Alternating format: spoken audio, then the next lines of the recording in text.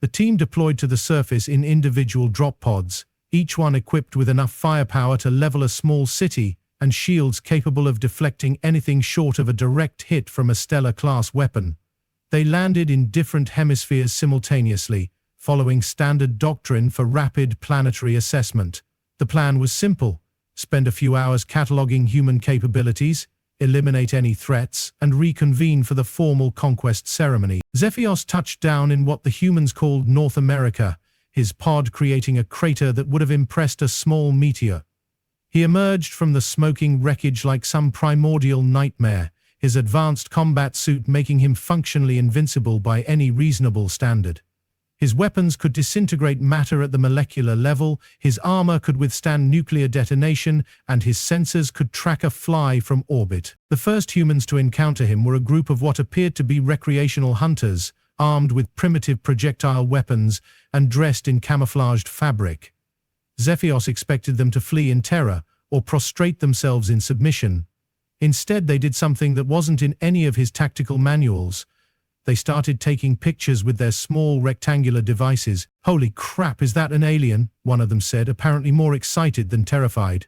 "This is going on social media right now. I'm gonna be famous." Zephyos paused, his translation software struggling with the concept of social media and the human's apparent lack of appropriate fear response.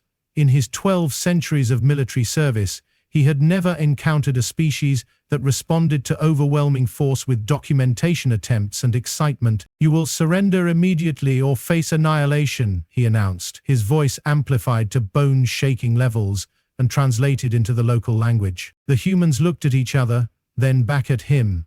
One of them, apparently the group's leader, stepped forward with the kind of confidence that suggested either great courage or complete stupidity. "Look, buddy, I don't know what kind of costume party you're heading to, but you're on private property. You can't just land here and start making demands. There are laws." Laws. The human was citing laws to a representative of an empire that had conquered solar systems.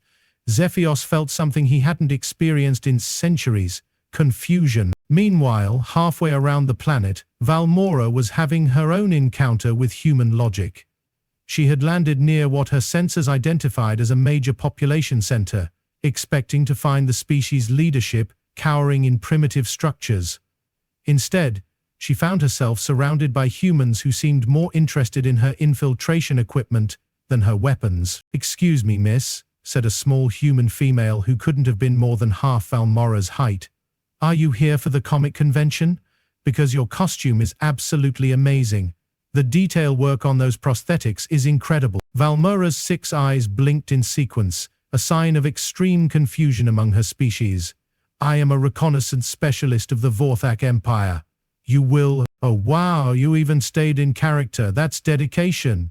Here, let me get a selfie with you." Before Valmora could react, the small human had somehow maneuvered next to her and activated some kind of light-generating device. The resulting flash temporarily overloaded Valmora's optical sensors, leaving her blind for crucial seconds. When her vision cleared, she found herself surrounded by dozens of humans, all pointing their rectangular devices at her and making excited noises. In the European sector, engineer Thorgan was discovering that human infrastructure, while primitive, possessed a certain stubborn resilience that defied logical analysis. He had attempted to disable their power grid using standard electromagnetic pulse techniques, only to find that the humans had somehow jerry-rigged backup systems, using what appeared to be spare parts and sheer determination. "This is impossible," he muttered, staring at a power substation that should have been completely fried but was somehow still functioning. The humans had connected it to what looked like a solar panel array made from shopping carts and mirrors, powered by a water wheel constructed from bicycle parts and a discarded washing machine. A human technician emerged from behind the contraption, wearing oil-stained coveralls and carrying a wrench that looked older than their civilization. "Problem with the grid?" the human asked, apparently unaware that he was addressing a being capable of reconstructing matter at the atomic level. "Yeah, she's been acting up all morning. Good thing we keep the backup system running. Can't be too careful, you know." Thorgan watched in fascination as the human began adjusting the improvised machinery with the kind of casual expertise that suggested this level of creative problem-solving was completely normal for the species. Back in the Asian region, medic Quilneth was learning that human biology was far stranger than any preliminary scan had suggested. She had encountered a group of what appeared to be elderly humans, engaged in some kind of ritualistic combat, moving in slow, precise patterns that seemed almost ceremonial. Fascinating, she observed, recording everything with her medical sensors.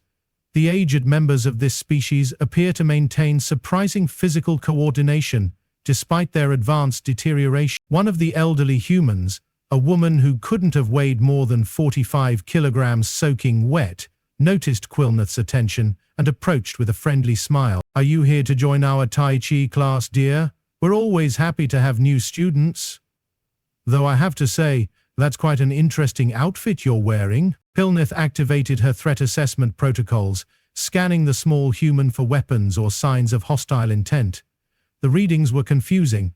The human showed no elevated stress responses, no signs of deception, and appeared to be genuinely offering instruction in some form of martial art. "I am conducting biological research on your species," Quilneth announced. "Oh, how wonderful. I love meeting people from other cultures. Where are you from, dear?" "The Vorthak Empire 7th Conquest Fleet." "Is that in Europe? I've always wanted to visit Europe." For the first time in her professional career, Quilneth found herself at a complete loss for words. Meanwhile, in the southern hemisphere, Krex was experiencing what could only be described as the most frustrating military engagement of his extensive career.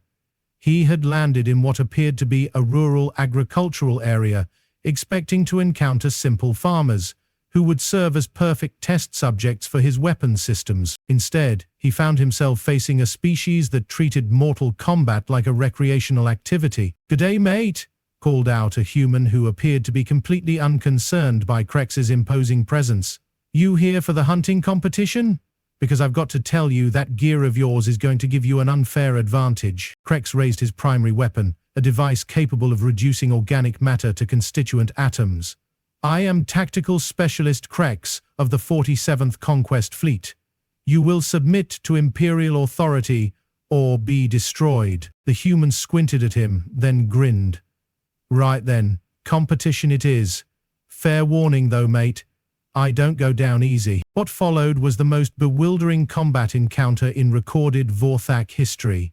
The human, armed with what appeared to be a sharpened stick and an attitude that suggested he'd wrestled larger things before breakfast, somehow managed to evade Krex's advanced targeting systems through a combination of local terrain knowledge, creative use of native wildlife, and what could only be described as weaponized stupidity. Krex found himself chasing his target through increasingly ridiculous scenarios, across streams filled with aggressive reptiles, through trees occupied by hostile mammals, and finally into a cave system that the human navigated with the confidence of someone who'd grown up playing hide-and-seek with apex predators. The engagement ended when Krex, in his frustration, activated his suit's maximum firepower setting and brought down half the cave system. When the dust settled, the human emerged from a crack in the rocks that shouldn't have been big enough for a small animal, brushed himself off, and extended his hand in what appeared to be a gesture of congratulation. "Not bad for an off-girler," he said.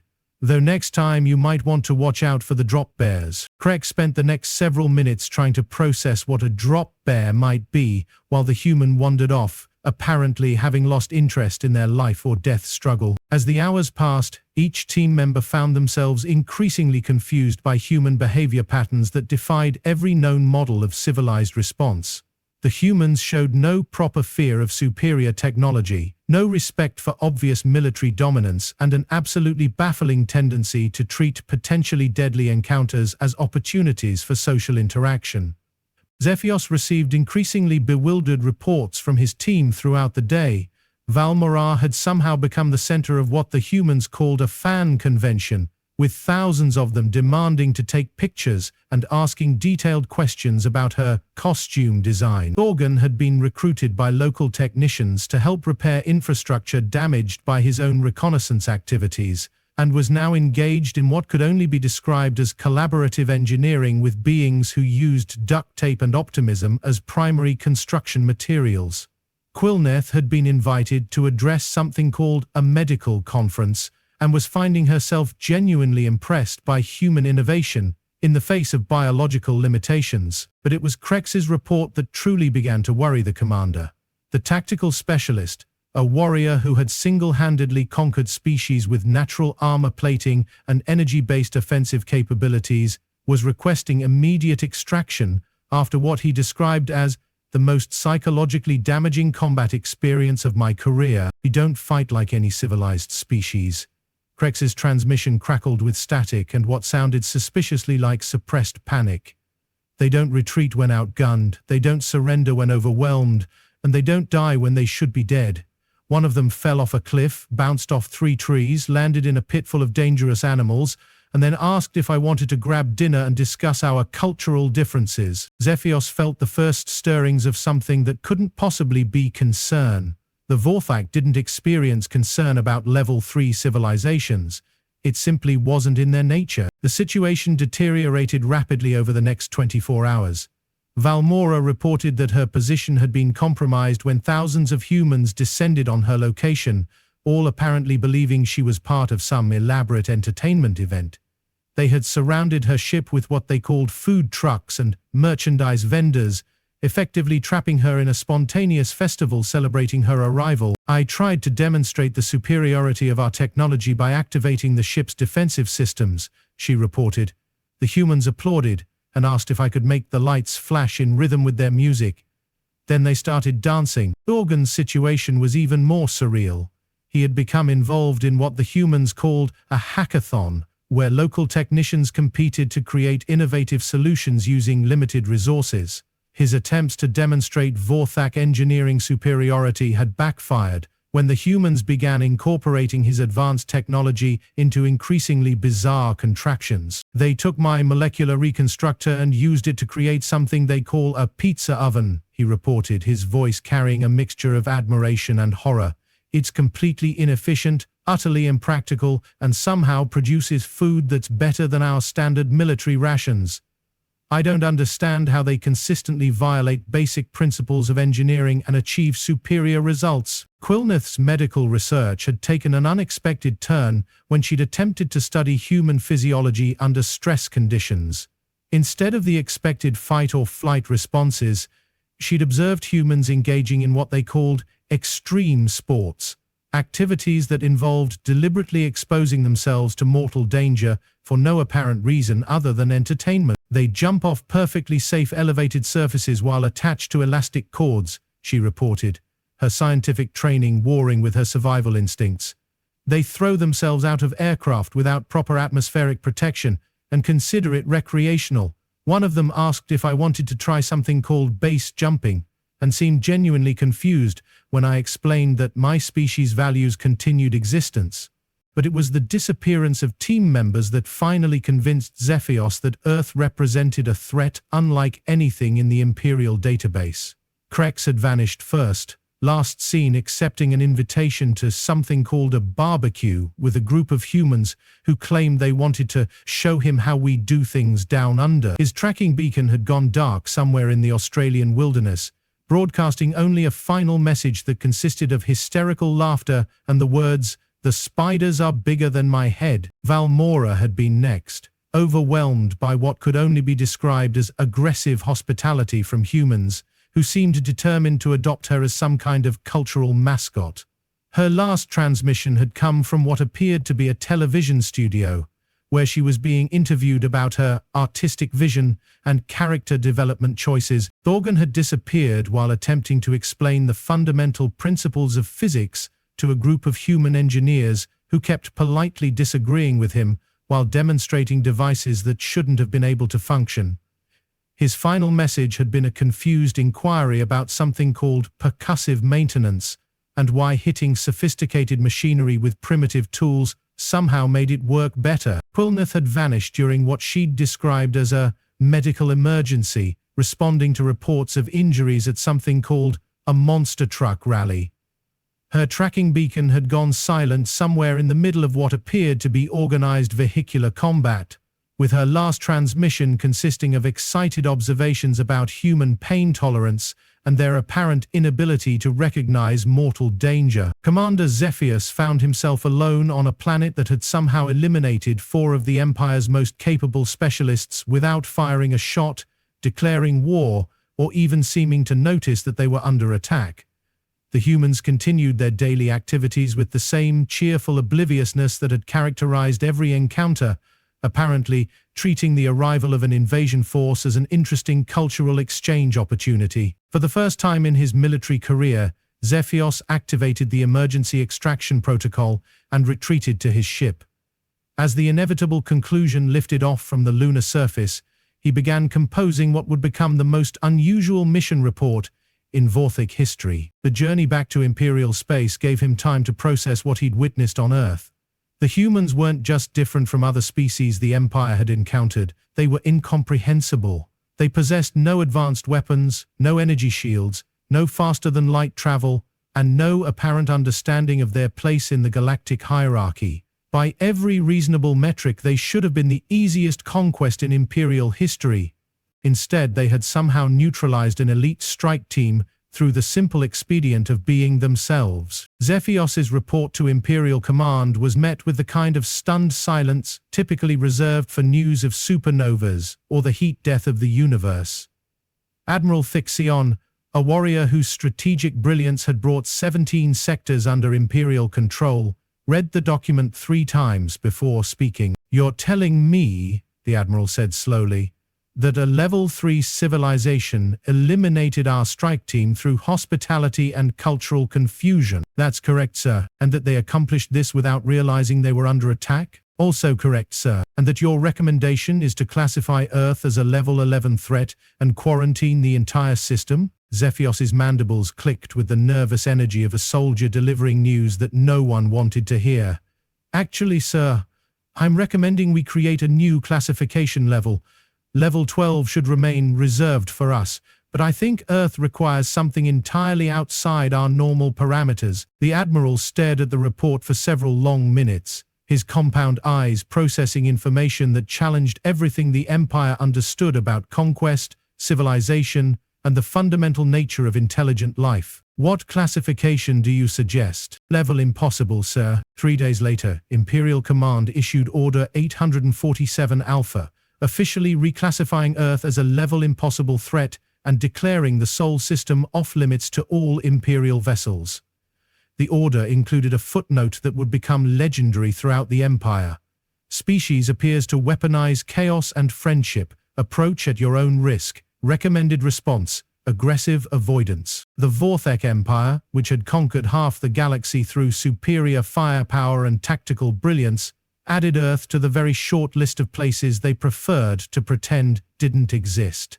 The humans, blissfully unaware that they had just defeated one of the galaxy's most feared military forces, continued going about their daily business of being inexplicably, impossibly, dangerously human, and somewhere in the Imperial archives filed under threats too weird to possess, Commander Zephyros's final observation served as a warning to future generations. "We spent 12,000 years becoming the galaxy's apex predators.